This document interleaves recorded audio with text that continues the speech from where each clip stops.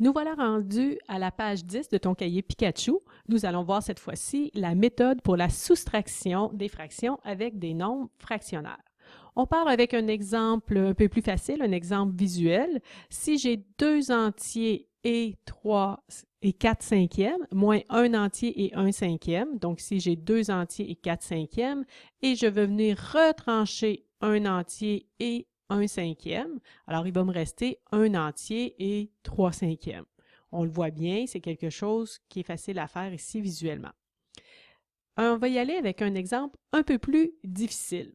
Donc, dans un premier temps, on peut toujours transformer les nombres fractionnaires en fractions. Donc ça, tu as toujours le droit de le faire, peu importe l'opération mathématique. Donc addition, soustraction, multiplication, division, tu peux toujours transformer tes nombres fractionnaires en fractions.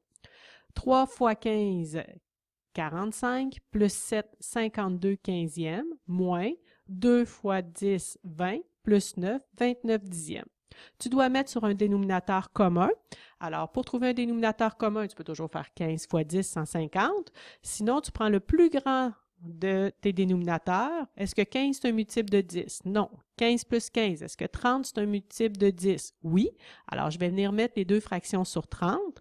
Qu'est-ce que j'ai fait à 15 pour l'emmener à 30 fois 2? 52 fois 2, 104.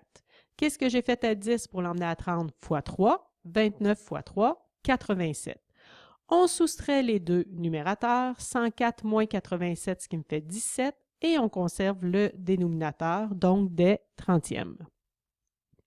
Si on veut conserver cette fois-ci les nombres fractionnaires, donc on va faire exactement le même exemple, mais en conservant les nombres fractionnaires. Dans un premier temps, tu viens mettre tes deux fractions sur un même dénominateur. Donc, on l'a vu tout à l'heure, on va les mettre sur 30 en conservant l'entier. Qu'est-ce que j'ai fait à 15 pour l'emmener à 30 fois 2? 7 fois 2, 14. Qu'est-ce que j'ai fait à 10 pour l'emmener à 30 fois 3? 9 fois 3, 27. Maintenant, là, je remarque ici que je ne pourrais pas faire 14 moins 27. Je vais arriver dans les nombres négatifs.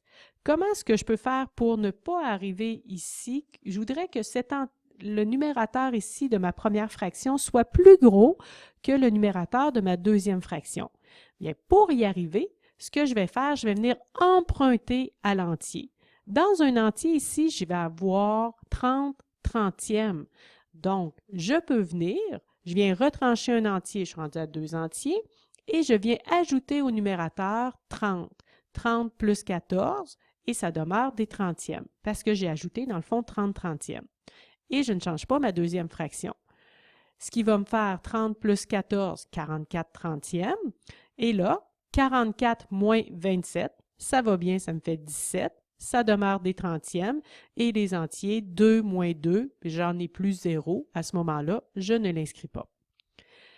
C'est plus, donc, tu as le choix de transformer en nombre fractionnaire ou bien de conserver les entiers. Quand on travaille avec des très gros nombres, il est plus avantageux de conserver les entiers. Tu peux faire la vidéo sur pause et essayer de faire les deux exemples qui sont plus bas et par la suite, reprendre la vidéo afin de vérifier tes calculs. Moi, j'y vais tout de suite. Donc, ici, je vais venir mettre mes deux fractions. Je vais conserver toujours mes nombres fractionnaires. Je vais mettre mes deux fractions sur 4, qui est un dénominateur commun. Je n'ai pas changé la première. Qu'est-ce que j'ai fait à 4 pour l'emmener à 8 fois 2? 3 fois 2, 6.